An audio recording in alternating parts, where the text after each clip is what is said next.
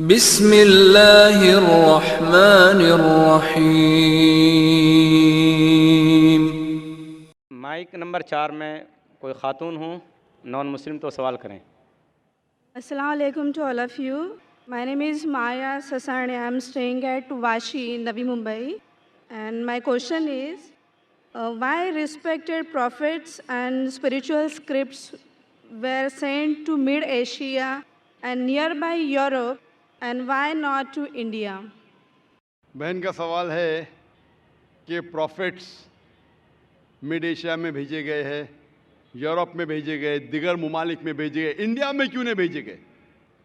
India में क्यों नहीं?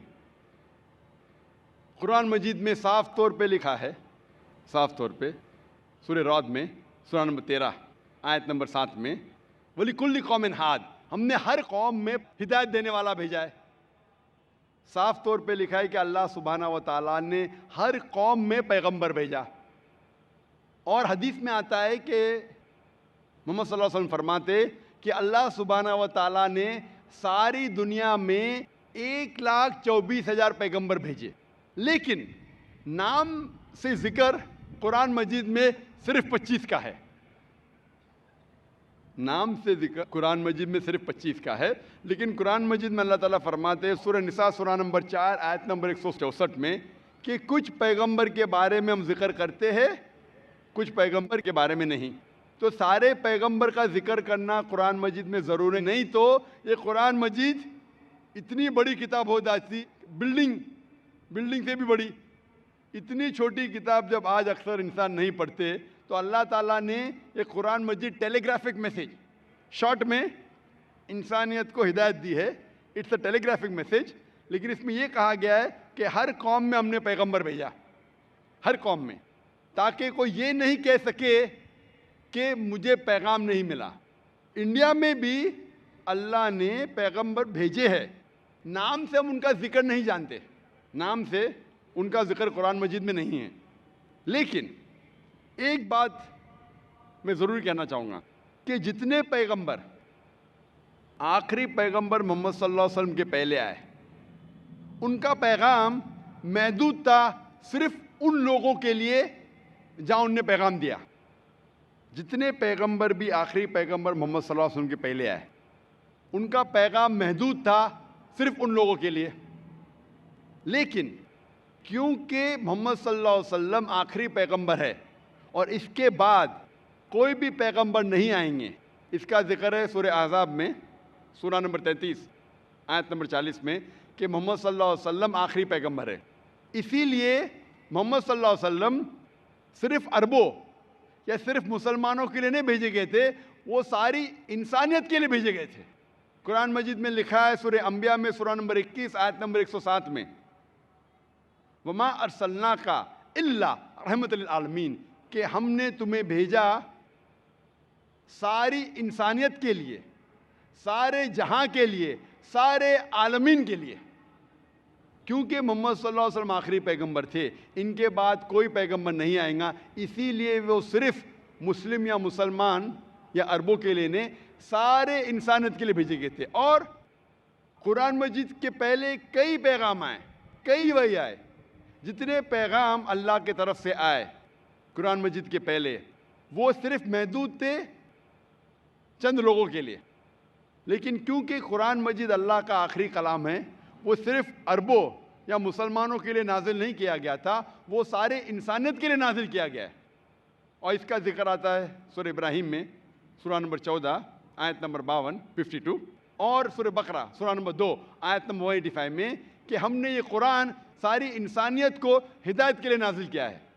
तो इसीलिए आज कुरान और मोहम्मद सल्लल्लाहु अलैहि वसल्लम का पैगाम सिर्फ मुसलमानों या अरबों के लिए नहीं, पहले जितने पैगंबर आए, जितने भी अल्लाह के कलाम भेजे गए, वो सिर्फ महदूद थे कुछ लोगों के लिए। आज आप चाहे हिंदुस्तान में रह रहे हो या यूके में या सऊदी अरेबिया में या यूएसए में या कनाडा में, सारी इंसानियत को मानना चाहिए आखिरी पैगाम कुरान मजीद और आखिरी पैगंबर मोहम्मद सल्लल्लाहु अलैहि वसल्लम।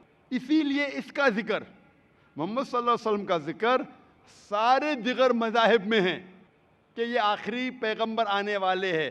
बाइबल में हैं, हिंदुओं के किताब में हैं, पारसियों की किताब में हैं, यहूदी की किताब में हैं। इसीलिए आज आप चाहे दुनिया में किधर भी रह रहे हो, कोई भी ख़ानदान में पैदा हुए होंगे, आपको मानना चाहिए कुरान मजीद और मानना चाहिए आखिरी पैगंबर मोहम्मद सल्लल्लाहु अलैहि वसल्लम। आप आस्क वन मोर क्वेश्चन। जी हाँ बहन। मतलब इस्लामिज़म में रीबॉर्न होना यानी दूसरा जन्म तो है नहीं, राइट? तो फिर हाँ, क़यामत के वक्त अल्लाह सबको फिर से मतलब ये करेंगे, तो वो मुझे कंसेप्ट समझ में नहीं आया। बहन ने पूछा कि इस्लाम में रीबॉर्न, रीबर्थ तो नहीं होता, फिर से आप दुनिया में पैदा नहीं होते, लेकिन आखिरत में फिर से उठाया जब, उसका कॉन्सेप्ट नहीं समझे। आप अगर पढ़ेंगे ये जो कॉन्सेप्ट है हिंदू धर्म में जो रीबर्थ का, ये कॉन्सेप्ट कुछ किताबों में है, लेकिन ऊंची किताब अगर आप पढ़ेंगे, Veda, the cycle of birth and rebirth is called samskara. Sanskrit में इसे कहते संस्कारा। ये हिंदू विद्वानों ने, पंडितों ने इसका जिक्र किया, लेकिन इसका जिक्र वेद में कहीं नहीं आता है। वेद में कहा गया है पुनर्जन्म। पुनर्जन्म सुना आपने? बहन सुना है? जी हाँ। पुनर की मतलब फिर से वापस, पुनर का मतलब नेक्स्ट, वापस। ठीक है, मान गया। पुनर मतलब नेक्स्ट, अगला, वापस। जन्म मतलब लाइफ, जन्म मतलब जिंदगी, फिर से जिंदगी, वापस जिंदगी। इससे इस्लाम को कोई हर्ज नहीं। इस्लाम भी इसमें मानता है। इस्लाम में भी अल्लाह ताला फरमाते हैं सूरह बकरा में कि अल्लाह ताला ने आपको जिंदगी दी, फिर मौत दी, फिर से जिंदगी दी। यानी इस्लाम में भी हम मानते हैं कि हमारा पुनर्जन्म होगा, लेकिन एक बार, वो आखिरत में। तो पुनर्जन्म इस्लाम में भी लिखा है, लेकिन संस्कारा ने, जो हिंदू विद्वान कहते जिंदगी फिर मौत, फिर जिंदगी फिर मौत, फिर जिंदगी और मौत, और अब 7 बार लेंगे जन्म इंसान जैसा, इसका जिक्र वेद में कहीं भी नहीं है। मैं चैलेंज करता हूं। ये पंडितों की विचार थी, सोच थी, ये साबित करने के लिए कि कुछ बच्चे पैदा होते बीमार, कुछ पैदा होते अच्छी सेहत के साथ, कुछ बच्चे पैदा होते अपाहिज, कुछ अच्छी सेहत के साथ, कुछ अमीर कुछ गरीब। तो खुदा भगवान अनजस्ट नहीं हो सकता।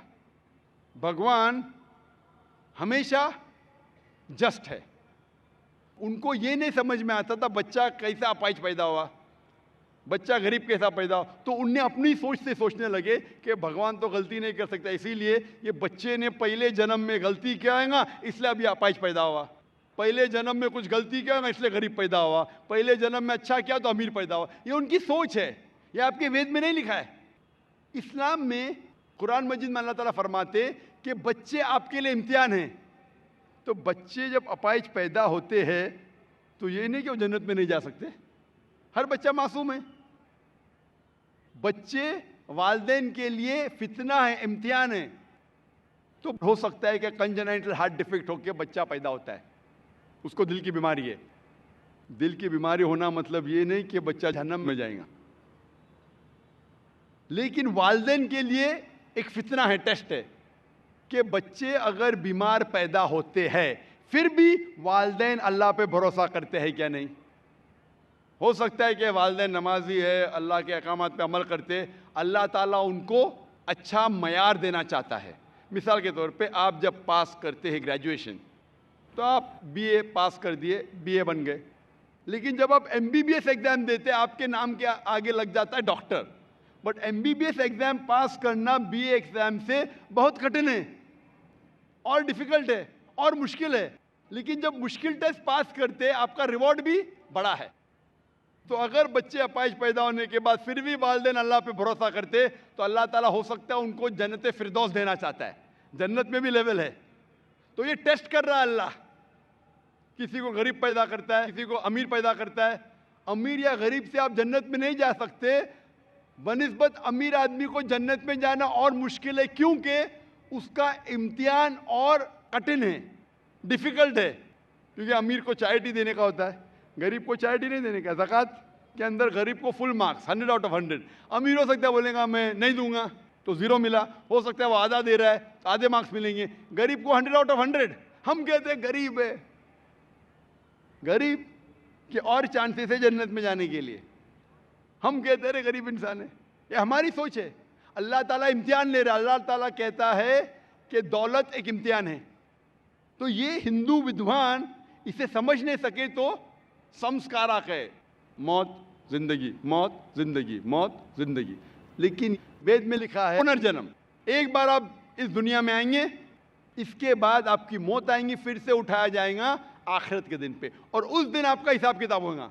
फिर अल्लाह ताला आपका हिसाब किताब लेंगे कि जो अल्लाह ने इंसानों से फरमाया था कि एक खुदा में मानो, आपने खुदा में माना कि नहीं, बुत परस्ती मत करो, आपने किया कि नहीं, आखिरी पैगंबर मोहम्मद सल्लल्लाहु अलैहि वसल्लम ने मानो, आपने माना कि नहीं, आपने सलाह पढ़ी क्या नहीं, आपने चैरिटी दी क्या नहीं, आपने रोज़ा रखा कि नहीं। तो ये अल्लाह ताला हिसाब किताब करने के बाद आपको ग्रेस मार्क भी दे सकते। उसके बाद फिर फैसला करेंगे कि आप इस इम्तिहान में सफल हुए क्या नहीं।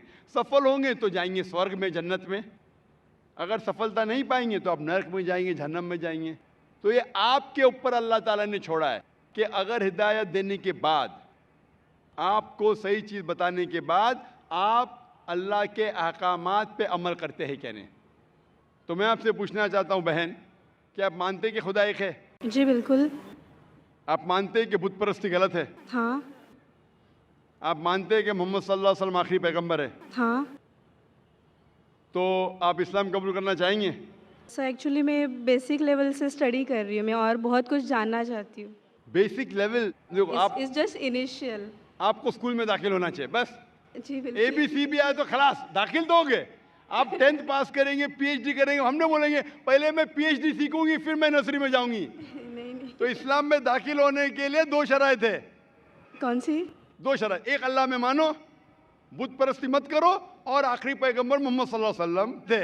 अगर ये 2 चीज़ पे आप मानते, अमल करते, आप दाखिल हो जाते। फिर आप first level, second level, third level, fourth level दुआ करेंगे, PhD बने, डबल PhD। बिल्कुल सर। लेकिन पहला दाखिला तो लेना चाहिए स्कूल के अंदर। मेरा बेटा बोलेगा मुझे डॉक्टर बनने का है, फिर मैं स्कूल में जाऊंगा। पहला स्कूल तो पास करो फिर डॉक्टर बनो। तो आप चाहेंगे कि स्कूल में दाखिल हो? जी बिल्कुल। आप चाहते हैं इस्लाम कबूल करें? हाँ, बट कुछ वक्त लगेगा मुझे उसके लिए। नहीं, अमल करना अलग बात है। अगर आप मुस्लिम बन गए तो नहीं कि 100% आपको 100% तो मैं भी नहीं करता हूँ, मैं कोशिश करता हूँ। सही बात है, हम लोग इंसान है ना। 100% मैं बिल्कुल सही, बिल्कुल सही। आप तो हम माशाल्लाह, इंसान आप कह रहे कि आप शुरू किए, मुझे तो लगता है कि आप तो माशाल्लाह ग्रेजुएट हो गए। आपने कहा आप इंसान है, बिल्कुल सही, क्योंकि मैं भी इंसान हूँ। मैं नहीं कह सकता अरे मैं दावा कर सकता अरे मैं तो बहुत अच्छा मुस्लिम हूँ 100% तो मैं भी नहीं हूँ। मैं तो अल्लाह से दुआ करता हूँ कि जो भी थोड़ा बहुत मैं उसकी राह में कर रहा हूँ उसे कबूल फरमाए। तो पहले दाखला तो ले, हमें पता नहीं कितनी जिंदगी हमारी है। कल अगर इंसान मर गया और दाखला नहीं लिए तो फिर फेल, दाखला ले लिए फिर मर गए, अरे आप टाइम देते तो इंशाल्लाह मैं PhD करती थी। तो दाखला लेना इंपॉर्टेंट है। तो आप चाहेंगे मुसलमान बनना? जी। माशाल्लाह, अल्लाह आपको जज़ा खैर दे। आप मानते खुदा एक है? बिल्कुल। आप मानते कि बुत परस्ती गलत है, मूर्ति पूजा गलत है? गलत है। आप मानते कि मोहम्मद सल्लल्लाहु अलैहि वसल्लम आखिरी पैगंबर है? जी। आपको कोई भी ज़बरदस्ती कर रहा है इस्लाम कबूल करने के लिए? नहीं। मैं भी ज़बरदस्ती नहीं कर रहा हूँ ना? नहीं तो। हाँ, नहीं तो आप बोलेंगे रे जाकिर ने मजमे में मुझे फंसा दिया। माशाल्लाह, फंस रहे तो मालूम है मैंने फंसाया नहीं। आप जवाब भी सही दे रहे। आप अपने होशो हवास में इस्लाम कबूल करना चाहते? जी हाँ। आप पे कोई भी माली दबाव? मैं भी फैमिली का हो सकता है, मुझे उनको कन्विंस करना नहीं नहीं, इस्लाम कबूल करने के लिए कोई भी पैसे दे रहा है आपको? नहीं नहीं नहीं। कल पुलिस पूछ सकती है जाकिर ने एक्चुअली मेरी उर्दू थोड़ी पुअर है ना। मेरी उर्दू भी पुअर है, इसीलिए अल्हम्दुलिल्लाह आप मुझे और अच्छा समझ रही है। अगर आपकी उर्दू अच्छी होती थी तो शायद मुझे नहीं समझ पाती। ये अल्लाह की मदद है कि मेरी अच्छी उर्दू नहीं, आपकी अच्छी उर्दू नहीं, आप मुझे और बेहतर समझ सकते। मैं हिंदी उर्दू मिक्स बात करता हूँ। जी। आपको कोई भी पैसे दे रहा है इस्लाम कबूल करने के लिए? नहीं। हाँ, नहीं तो हो सकता है पुलिस कर पूछेंगे मैं जाकिर ने कितने पैसा दिया आपको। होता है कभी कभी कबूल करने के बाद जाकिर ने कितने डॉलर आपको दिए। क्योंकि पैसे के दबाव से किसी को इस्लाम कबूल कराना गलत है इस्लाम में, और इस देश में भी गलत है। तो आप अपनी मर्जी से करना चाहते हैं। जी। माशाअल्लाह। तो मैं इंशाअल्लाह दोहराऊंगा अरबी में, आप भी उसे दोहराइए इंशाअल्लाह। अशहदु अशहदु अल्लाह अल्लाह इलाहा इलाहा इल्लल्लाह इल्लल्लाह व अशहदु व अशहदु अन्ना अन्ना मुहम्मदन मुहम्मदन अब्दुहु अब्दुहु व रसूलुहु। व रसूलुहु। मैं शहादत देती हूँ मैं शहादत देती हूँ कि कि अल्लाह अल्लाह के अलावा अलावा कोई माबूद नहीं, कोई माबूद नहीं, और और मैं शहादत देती हूँ मैं शहादत देती हूँ मोहम्मद मोहम्मद सल्लल्लाहु सल्लल्लाहु अलैहि वसल्लम अलैहि वसल्लम उसके पैगंबर उसके पैगंबर और बंदे हैं। और बंदे हैं। माशाअल्लाह, आपकी एंट्री हो गई, आपका दाखला हो गया शुक्रिया सर। विदाउट रिश्वत, विदाउट डोनेशन। आजकल स्कूल में वो डोनेशन लेते। और मैं अल्लाह सुब्हानहू व तआला से इंशाअल्लाह दुआ करूँगा कि आपकी जिद्दोजहद को कबूल फरमाए और आपको पीएचडी दे। पीएचडी मतलब ग्रेजुएशन मतलब जन्नत, पीएचडी मतलब जन्नत फिरदौस। मैं अल्लाह से दुआ करूँगा कि आपको जन्नत फिरदौस दे और आप भी मेरे लिए दुआ करें ताकि मुझे भी एंट्री मिले जन्नत फिरदौस में। सर एक्चुअली आपको ढूंढते हुए मैं आपके जैस्मिन अपार्टमेंट में भी घुस गई थी एक बार, अरे जासमिन अपार्टमेंट में घुस गई थी। और आपके घर पे जाके आपकी बेटी से बात की थी जिक्रा से। ओह माशाअल्लाह, माशाअल्लाह। आपका नाम क्या है? जी मेरा नाम माया है। माया है, माशाअल्लाह। मेरी बेटी ने मुझसे कहा ने। माशाअल्लाह, थैंक यू सर। जज़ाकल्लाह शुक्र।